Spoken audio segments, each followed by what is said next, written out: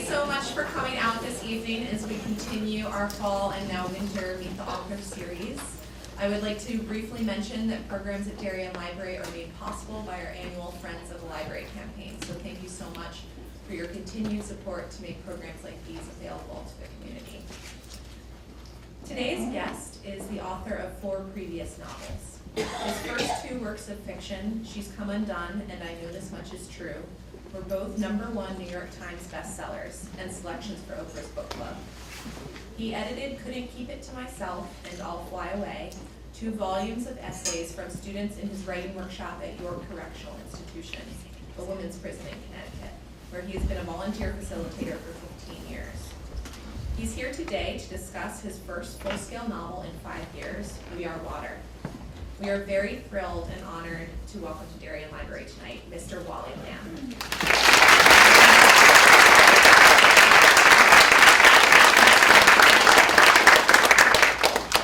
Hi everybody, thank you very much for coming out on a cool night. I actually have I had a double header today. I was in, I did a reading, I did a reading in Chester, Connecticut on the way down. So that was just a stop off on the way to the real event, which is here. So I'm very pleased to be here, and I have to tell you that I think on book tour stop number 38, if I'm counting correctly. And I want to tell you first of all about book tour stop number 36, which was in some suburb in Illinois at a Costco. Now I saw on the way in that you have a Costco right nearby here. So this was my experience with the grand opening of the Riverside, Illinois Costco. This was a couple of days before Thanksgiving.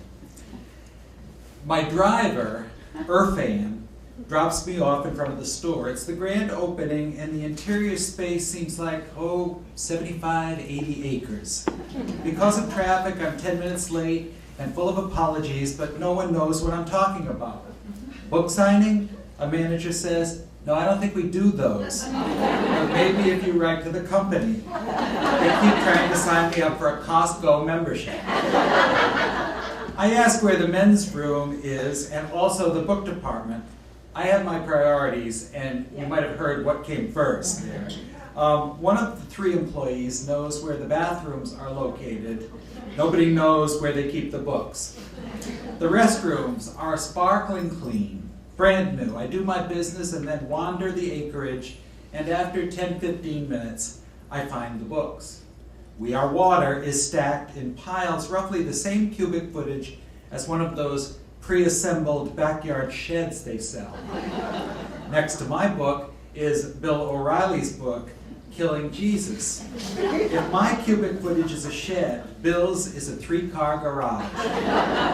There's a table with Sharpie pens on it, a poster of me on an easel, and a chair. I sit in the chair, and it is so low that I can rest my nostrils against the tabletop. And so I get inventive. I grab 6 copies of Bill O'Reilly's book, put them on the chair, and now it's perfect. People stream by, confused or wary as they stare at me. I feel like an extra in that 1930s movie by Todd Browning called Freaks. I remember that I ran out of toothpaste and make a mental note to buy some before I leave. A young manager stops by and he asks me if he can get me something. How about some book enthusiasts, I think. What I say is, some water please? He says he'll be right back with the water. It takes me 20 minutes before I have my first customer, a little girl of about 5 or 6. How much are these? She asks. She's pointing to the Sharpies. When I tell her that they're not for sale, I lose all credibility, and looking close to tears, she wanders away. A couple stops. They look Middle Eastern, maybe Islamic. The wife is wearing a headscarf. The husband asks what my book is about. Well, it's partly about a wife who leaves her husband for a woman, I say.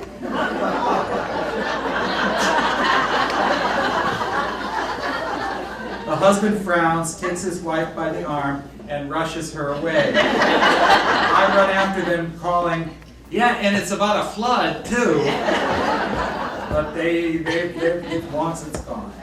Two women arrive who have actually driven to the store to meet me, they say, and to get their book signed. "Wow, we thought there'd be a line," one of them says. "Nope, no line," I shrug. I sign, pose for pictures with these women, and we chat. They say they're looking forward to reading the novel. I glance at my watch. I have about 2 more hours to go. "Would you like me to read you the first chapter?" Or maybe the first, 5 or 6? One of the women seems interested. The other says she has to go home and start thawing out her turkey.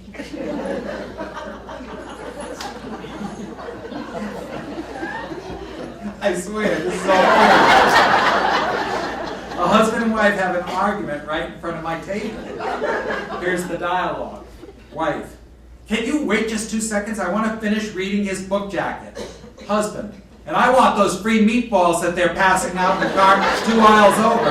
And if they run out of meatballs before we get there, you're going home and making me some goddamn meatballs."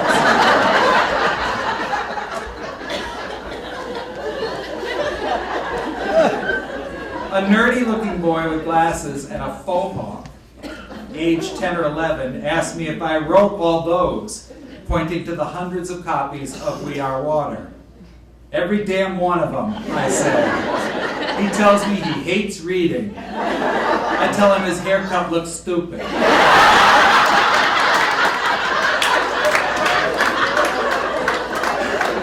And then I tell him about the free meatballs.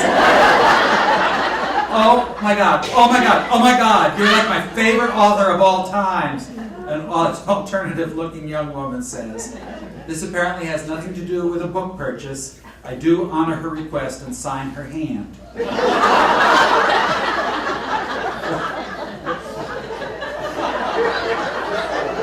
Where has this audience been all my life? For the last 25 minutes of my assigned time, I shoot the breeze with a guy who tells me he's a police detective who always wanted to be a writer. "You're living my dream," he says. I want to tell him that I had to eat M&Ms out of the hotel vending machine for dinner the night before, and that he's living my dream, to get the hell out of Costco and go home. I never do get my water. I find the toothpaste aisle, but I don't think I really need a 30-pack. Exiting, I am asked by half a dozen more people if I want to sign up for a Costco membership. Outside, it's snowing and freezing cold. I've forgotten my scarf inside, but I'm afraid I will never be able to find the book section again if I go back. Irfan drives up and I get in the car.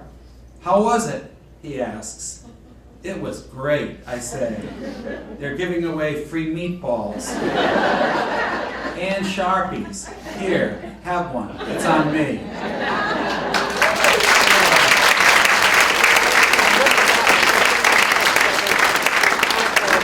Thank you very much.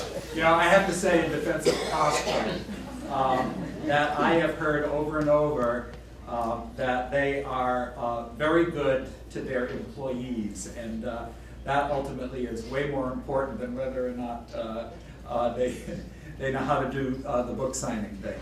Anyway, so I'm really very pleased to be here. I have to tell you that before I started my book tour, I was looking at those pages and pages and pages of stops that I had to make, and I decided that, and then I looked at my closet and I decided I better get some new clothes, because I didn't think it was probably appropriate to show up at all these bookstores and libraries wearing sweatshirts with frayed sleeves and what I sort of call grandpa jeans. So I went to Macy's, and the nice young woman who approached me says, "Can I help you?" And I said, "Yeah." I said, I need some cooler jeans." And she says, "Well, can you be a little more specific? What kind of jeans in particular are you looking for?" I said, "Well, skinny jeans are popular, right?" That's so funny, you guys. And she says, And she says, yes, they're very popular. And I said, okay, so what I'm looking for is skinny jeans on the bottom and fat guy jeans on top. And I must say, you women in the audience who are moms, been kind of holding out on me because these maternity jeans I'm wearing, very comfortable. So let me tell you a little bit about We Are Water and how it came to be and what it is and so forth. It's my 5th novel, as Erin mentioned. And you know, even though I live in a fictional world called Three Rivers, Connecticut, while I'm composing my work, I also live in the real world. And what was happening in the real world when I started this book in 2009 was that we were in the early months of President Obama's administration. Those, you know, his first election had just happened. And also, Connecticut had just legalized gay marriage. Now, in terms of the Obama election, I kept hearing people say, well, now we have a black president. And I would think, not black. And they would say, we are living in a post-racial society now. And I would think to myself, really? You know, are we going to be able to blithely dismiss our heritage and our legacy and of slavery and civil rights and so forth? But I brought that question into the writing of this book. And also, a friend of mine, one of my best friends, her name is Ethel, she had just been declared eligible to marry her partner of many, many years. In fact, I not only went to her wedding, but I also was her best man. And so I sort of had that on my mind when I'm starting this novel as well. And so ultimately this became a story about racism and family tragedy and the evolution of American social mores. I was also investigating visual artists and how the creation of art and whether the creation of the creative mind might sort of tap into something that in another sphere might be a form of temporary madness. So in some ways this story is very different from its earlier siblings. She's Come Undone, and I Know This Much Is True, and The Hour I First Believed. For one thing, it's told in 8 different voices, and 4 of those voices are female, and 4 of them are male. But although my approach was different this time, my goal was really pretty much the same as it was for those earlier books. What I like to do when I'm writing fiction is go in search of the un-me, the other. People will say to me, how much of you is there in your characters? And the answer to that, honestly, is not all that much. I like to explore not only the ways in which we're all different from one another, but also what binds us together, what makes us one. You know, the ways that I am you and you are me. And so that was sort of my goal, as it's been since 1980-something when I started writing fiction. Now, We Are Water is rooted in a couple of events from my hometown, way over on the other side of the state in Norwich, Connecticut. In the 1940s and the 1950s, an untrained African-American artist named Ellis Rooley. He was an outsider artist, never had any schooling in art, but he lived and labored and then started to paint obsessively. Ellis was a black guy who was married to a white woman, very unusual, even in up here in the North, in that era. Now, sadly, in his own lifetime, Ellis really couldn't sell any of his own paintings. And although the coroner ruled his death in 1959 to be accidental, Norwich's black community disputed that conclusion. And since Ellis Rooley's posthumous discovery, 2 or 3 decades after his untimely death, his work today is highly prized by museums and collectors of American folk art. So in my novel, Ellis Rooley is the template for a fictitious character that I call Josephus Jones. He's a black man who paints pictures because he can't not paint them. and who meets an untimely and suspicious death. So that was one Norwich story that I drew on. The other thread is a devastating flood that occurred in March of 1963. A dam collapsed at the northern edge of town. It was an earthen dam. It was a very old dam, and it was not reinforced by concrete or rods or anything. And after about 3 days of a driving, cold March rain, it just fell apart. And 6 million gallons of water were unleashed and took a downward path of death and destruction. Destroyed a lot of the downtown stores, the shopping area, and also it took 5 lives. And I still remember that night vividly. I was 12 years old, and the water came just about 8 or 9 houses down from where we lived. And to this day, I can hear the roaring of the water in my ears, and more faintly, I can hear the screams of third shift factory workers who were buried alive in the rubble when the building that they were working in collapsed. Now, that raging water really affected my life, and as I say, I remember it vividly. And of all the stories that I read in the newspapers in the days that followed, it was the one about the Moody family that affected me the most and came to affect this novel. Let me tell you a little bit about the Moodys. Ron and his wife, Honey, who was nicknamed that because everyone said she was so sweet. The Moodys they were in their mid-20s, but they already had 3 children. They had a 4-year-old, Tommy, a 2-year-old named Jim, and a baby named Sean, little infant. And they lived in the downstairs of a 2-family home. And on the night that the dam broke, they got about 5 minutes warning that the water was headed their way and would directly hit their house. And they made the fateful decision to try to outrun the water. And so they scooped up the kids, and they called on the help of an upstairs neighbor, a 19-year-old boy named Tony. And Tony and the Moodys rushed into the car, and they gunned it down. It was they lived at the top of a hill, a street called Lake Street, and they were rushing to get away from the water, and it didn't happen because this wall of water hit the car from the back. It spun the car around and then pitched it over a 15-foot retaining wall.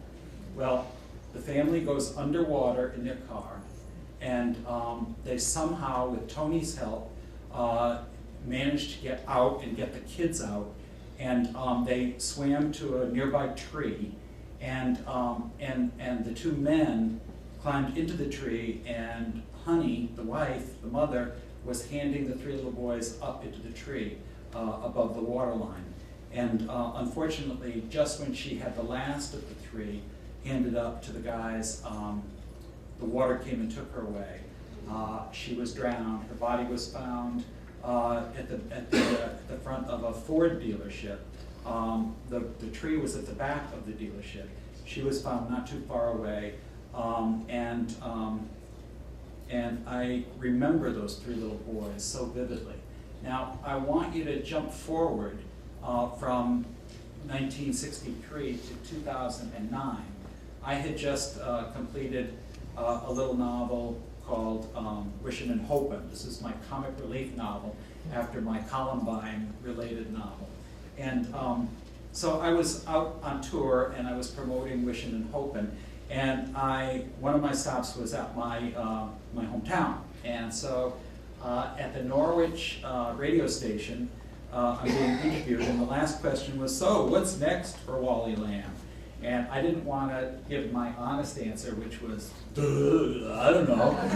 And so I figured I'd budget and make something up. So I just grabbed something out of thin air, and I said, "Oh, I think maybe I'm going to write about the flood next." Well, if you are listening and you're from Norwich, you know what flood I'm talking about. So a couple of days go by, and I get a call from a woman named Nora Kasuba. She's not anybody that I knew, and so much for unlisted phone numbers. But she, I was glad that she got through because she said, I hear you're writing about the flood. And I said, yeah. And she said, and you talked about those 3 little boys that were rescued from the tree. And I said, yes, I did. She said, those are my cousins, the Moody brothers. And she said, my cousin Tom, who lives in Texas now, he was the then 4-year-old, and he's also the only one of the 3 who has any memories of his mother. And also he has memories of that night. He remembers going underwater. He remembers more the excitement than the tragedy of being up in that tree and seeing the water rushing under him. But anyway, she said that Tom has been trying all of his life, he's in his early 50s at this point, to put the puzzle pieces together. You know, like a lot of families, when tragedy happens, the Moody family didn't like to talk about it. And so the kids grew up largely in the dark about the events of that night. Anyway, so through Nora's help, I was able to get a hold of Tom and help him to write what became his non-fiction version of the flood, a story that he self-published called A Swift and Deadly Maelstrom. But meanwhile, he was helping me with some of his memories, and he also connected me to Tony Orsini, that then 19-year-old who's now in his early 70s. And in a day that I will never forget, Tony and Tom and I and Tom's younger brothers, we all met at the dam, now highly fortified, and we walked the flood path all the way down to the place where their mother's body was found. And then in a very stirring moment between Tom's scientific knowledge and Tony's memory, they figured out which was the tree from which the boys were rescued. And so, as moving as it was for me, I can't imagine, what that moment felt like for the Moody brothers. There is now plans to put a plaque there at the base of that tree, and the Moody's have nicknamed it the Tree of Life. It looks a lot different than it did back in 1963. Anyway, so when I was writing this novel, and indeed I did write about the flood, which comes up in the second half of the story,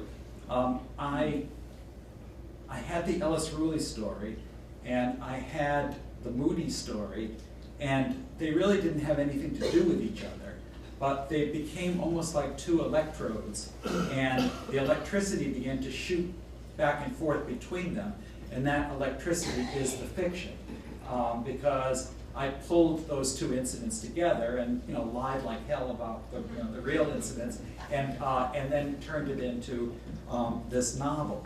Now, this is a story about an American family. Orion O is the male elder. He is half Chinese, O-H is his last name, and he's half Italian. Now, do you know any half Italian, half Chinese people? You do? I do. Yeah. Well, I wish I had known you because I tried for 3 years, Google images and all that stuff. I could not find any visuals on that. So I just imagined what Orion looked like. He is his career. He is a psychologist who works at a university, and he is a workaholic. And so he's pretty much asleep at the wheel on the domestic front. He and his wife Annie have 3 kids. They have fraternal twins, a boy and a girl, and a younger daughter. Now, Annie, his wife, her mother died in a terrible flood when she was 4 years old. You're starting to see the way I begin to switch things around. And she's pretty much in charge of raising the kids. And in a sort of a desperate move, without her really understanding why, she begins to make art. She makes art from junk that she finds out on the sidewalk and in landfills and in junk shops, and she creates these installations The critics call it angry art, and she becomes really quite successful commercially, largely with the help of a woman named Vivica, who owns a very exclusive gallery in New York, and who becomes her benefactor, her booster, and makes her commercially successful. In the story, Annie decides she falls in love with Vivica, with whom she's living in New York, and she decides to leave her husband of 27 years. And that's where the novel begins. And I would like to read in 3 points of view, 3 of the 8. And I'm going to start with Orion. These are just short excerpts. But this is the husband whose wife has left him, Orion O. Looking back, I'm amazed at how much in denial I was about her and Vivica. I mean, yeah, I'd get worried from time to time, but what I thought was that maybe she had gotten involved with some other guy. I would imagine him, I'd worry about him even, sometimes picture him and her walking hand in hand. I always thought maybe he was some artist or musician type, some lanky younger guy with a pork pie hat and several days worth of stubble. But the only time I confronted her about another man, she got huffy. She said, no, it was all about her work, and that my insecurity was my problem, not hers. And hey, whenever I called her, she was almost always there where she was supposed to be, either at her studio or at night in Vivica's apartment. I still don't know when they made the switch from roommates to lovers. Annie has told me it happened over time, that their affair was not premeditated. I believe her. But it's interesting, isn't it? The way she put it, premeditated, as if it was a crime. Which it was in a way. It was the murder of our marriage. Sometimes we want something to be true so badly that we convince ourselves that it is true. I mean, how many times had I suggested that to one of the undergraduates sitting across from me in my office? Some self-deluding young woman who was trying to convince herself that her boyfriend's having smacked her around was just a one-time thing. Or some young guy's assertion that although sex with other guys excited him, he wasn't really gay. Put your hand out, I would tell these students. Now bring it closer. Now bring it closer still. And when their hands were about a half an inch away from their noses, I'd ask them to describe what they saw. It's blurry, they would say. And I would use that to suggest that sometimes the closer we got to a situation, the less clear it looked. And that when wishful thinking trumped the reality that we might otherwise be able to see more clearly and manage, then we were setting ourselves up for a rude awakening. Well, psychologist, heal thyself. As little by little, I began to withdraw my own hand from my face, as it were. Began to face the fact that Annie and I no longer were together. She had defected. So that's Orion. But I'm never interested in this novel with one point of view. And so I began to write tandem chapters back and forth, an Orion chapter, an Annie chapter, an Orion chapter, an Annie chapter. So here's what Annie has to say. The truth, whether Orion believes it or not, is that I hadn't left him for Vivica. I had left him for New York, for the opportunities that it offered me, creatively and commercially. What developed between Vivica and me had been unplanned.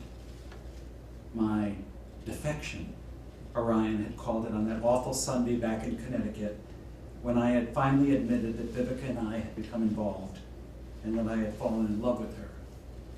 I was a Judas, he said. I could get my own goddamn ride back to the train station, because he sure as hell was not taking me there. He was through being a fucking sap. And I had had to hire a cab to New Haven. And on the train ride back to the city, I kept replaying our argument. So, if I was Judas, that made him Jesus Christ, right? Well, maybe he should come down from his cross and take some of the responsibility for the fact that our marriage had failed. I mean, which of us had practically raised the kids single-handedly, Andrew and the girls, all those years when he would leave for work early, come home late, sit in his office all day, and into the evening counseling college kids about their problems. What about my problems? What about the fact that I felt frustrated and neglected all those years while he was playing savior to those troubled students of his, and then coming home and feeling sorry for himself because of the toll they took, drinking his beers and falling asleep by 9 when I still had laundry to fold and put away, 3 school lunches to make before the next morning, before I could go down to my gloomy little studio in the basement for a measly hour or 2 of my own work. But thank God the bitterness has subsided on both of our parts. We have our kids to thank for that, and our mutual investment in their lives, our shared worries about their unhappiness and their safety, Ariane's failed romances, and our worries about where Andrew's military career might take him, and where Marissa's impetuousness might take her. Our concern for our kids' well-being, that's what binds us despite the divorce, and will always bind us. And, you know, he's come around. He's made an effort with Vivica despite the fact that I can tell he can't stand her. Whether Vivica understands it or not, I still care about Orion, which is why I'm worried about him, why maybe I shouldn't have put his name on the guest list, made the decision myself instead of listening to Marissa's, "Daddy's an adult, Mom. He can decide if he wants to go or not." Because the last thing that I want to do is make Orion feel as if he has to come if it'll be too weird or too painful. So that's the once married couple. I'm going to read one more point of view, and this is their son Andrew's. Now, as I said before, he's a twin. He's a fraternal twin. He has a sister Ariane who is a people pleaser, and she's a peacemaker. But Andrew is a more feisty soul. When he's growing up, you know, he tests the waters, he pushes the buttons, and the buttons he loves to push the most are his mother's. They have a somewhat adversarial relationship, Andrew and his mother. And it probably was unpredicted that he would grow up, look at the television on the day of 9/11 and decide that he wanted to drop out of school and join the Army, which he does. He's stationed in Fort Hood in Texas.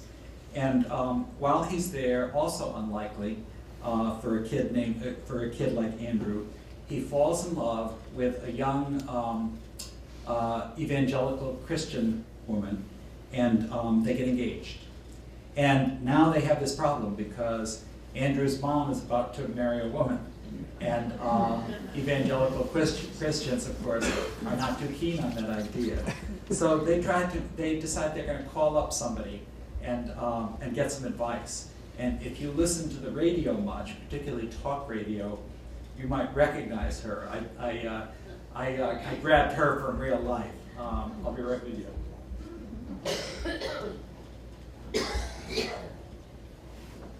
I tidied up my point of view. I got a new attitude.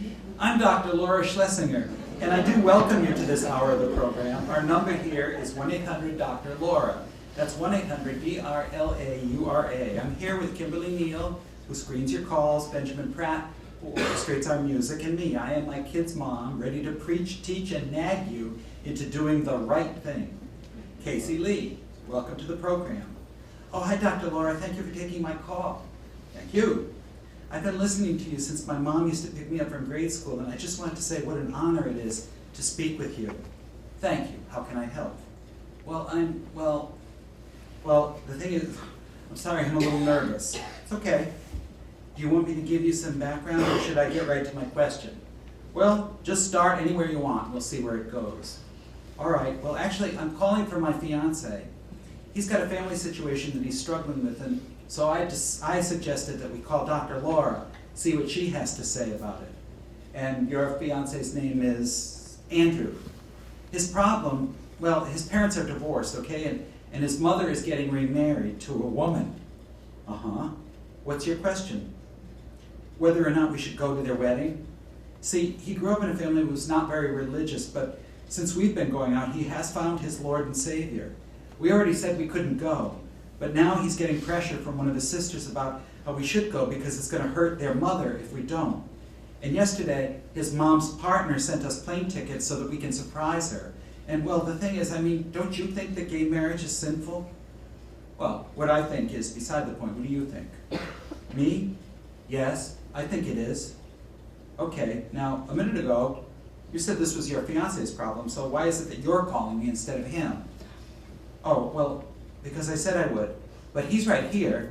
Ah, why don't you put him on? Okay. She wants to talk to you. No, I don't want to talk to her. Come on, she's waiting. Hello? Hi, Andrew. Hey, how are you? I'm fine, thank you. Now, first of all, I have a note here from Kimberly that says you're a member of the military. Yes, ma'am. United States Army Specialist E4. Uh-huh. What's your specialty, soldier? Well, I'm in a nurse's training program. Well, thank you for your service to your country and hoo-yah. Yes, ma'am. Thank you, ma'am. Casey Lynn says that you're conflicted about going to your mother's wedding. Why don't you tell me about that? All right. Well, like Casey said, she's getting married to a woman, all right? Because she's, my mother's an artist, kind of a free spirit.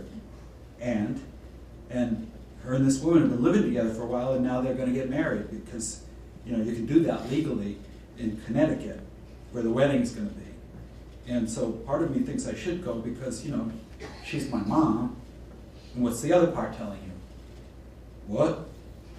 You just told me that part of you is telling you to go, so I'm assuming there's another part that's telling you not to, right? Yes, ma'am. Because I don't, me and Casey, we just feel that marriage should be between a man and a woman, whether, it's legal or not. So this wedding flies in the face of your values then. Well, yes, ma'am. Plus, I don't know, I just think that going would be disloyal to my dad. I mean, him and my mom are divorced, but divorced for how long? Well, over a year now, but they've been separated for like 3 years. And how long had they been married? My mom and dad? 26, 27 years. And they decided to end their marriage because of her, I guess, this woman. She started working in New York, okay? My mother, because of her art. And she was renting a room in this woman's fancy apartment, okay? And then one thing led to another, and, well, what? Your mother decided she liked women better than men? Fancy apartments? New York deli?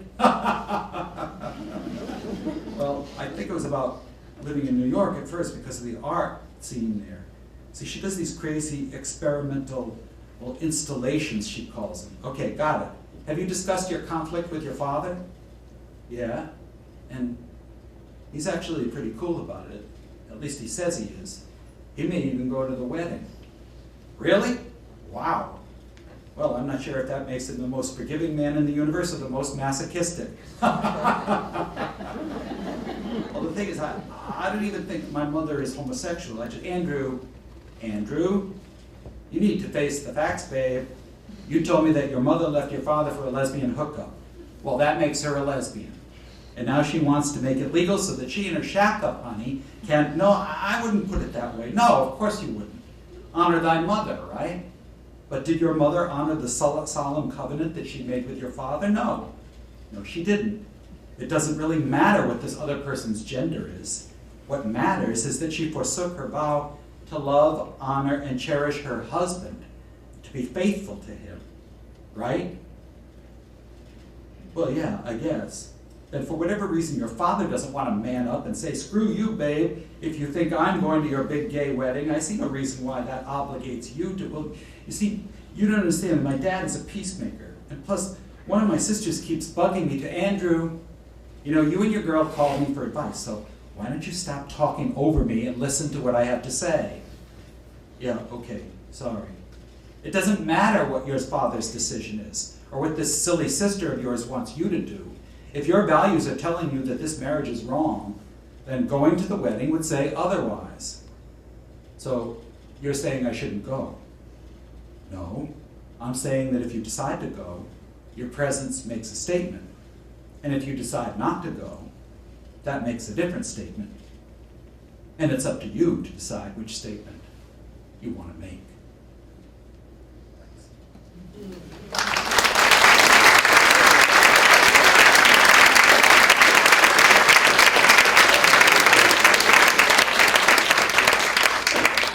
So anyway, my publisher is HarperCollins, and I wanted to give a shout out to somebody I saw in the audience here in the third row. This is Lisa Hurling here, who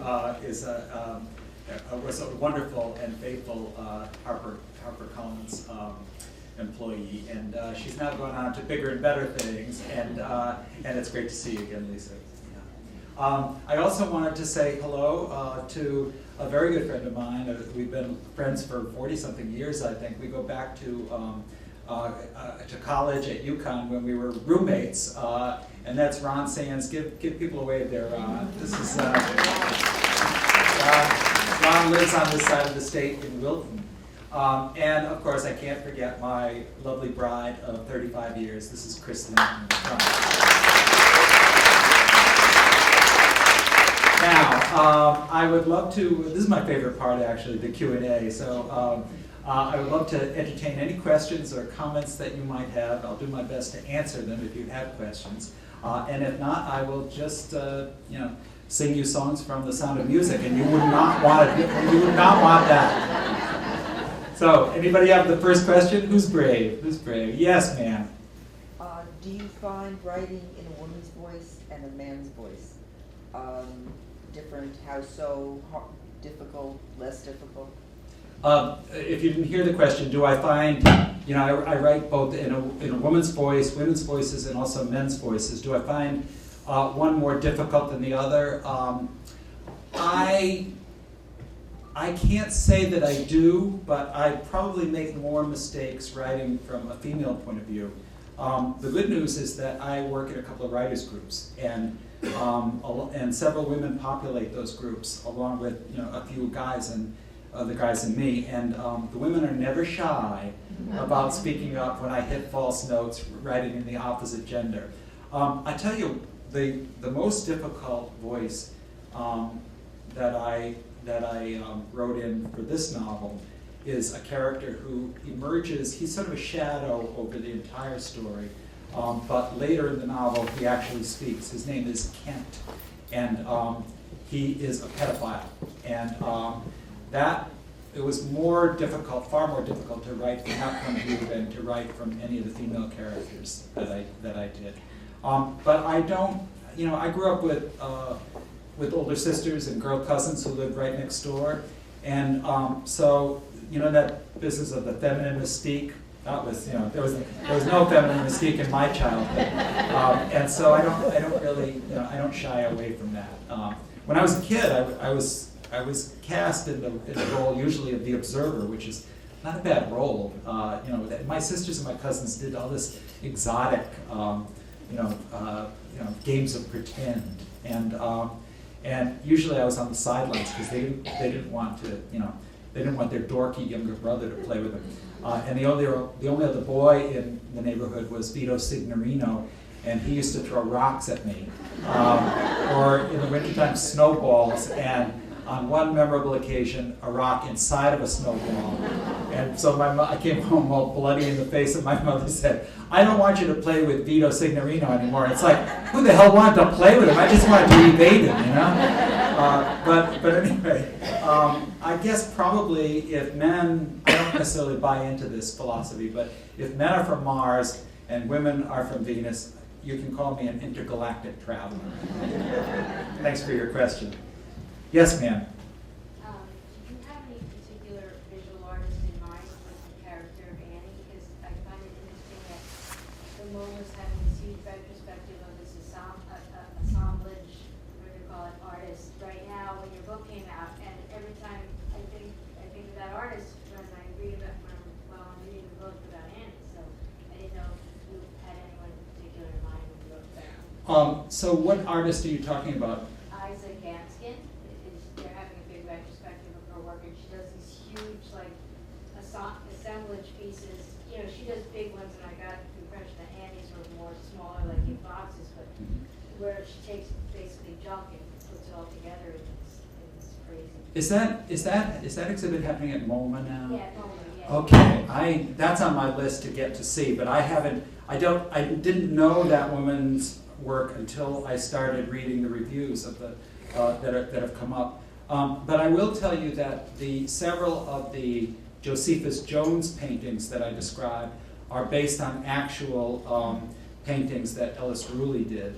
And for those of you who might be curious to look at Ellis Ruley's stuff, there is a couple of, there's an art book called Discovering Ellis Ruley, and also if you're inclined to get on YouTube and you type in Ellis Ruley CBS Sunday Morning, they did a feature several years back now, because I think it's Charles Kuralt, who's been dead for a number of years now, but they told the Ellis Ruley story, and they show you several of his pieces. The other artist that sort of figures in is a guy, a friend of mine. He's in his 90s now, and he's still painting. He's an Italian immigrant. His name is Joseph Gualtieri, and he has done a series of paintings of a rope skipping girl, and I sort of borrow his paintings, and the opening is by a guy. The voice is a guy named Gualtiero Agnello, and I'm being a little impish there, because his name is Joe Gualtieri, but my name in Italian is Gualtiero Agnello. So he's a sort of a hybrid character, and that's more or less me sort of whispering what this novel is going to be about. Yes, in the back row. Of all of the novels that you've written, who would you say was one of your more favorite characters, or one of the ones that you enjoyed writing from the point of view the most? Well, on a bad writing day, I don't enjoy any of them. I enjoyed writing about Dolores in She's Come Undone, but I also never felt like I could control her. I'm not the kind of artist, not the kind of writer who can map out the story or outline it and then write toward a preconceived ending.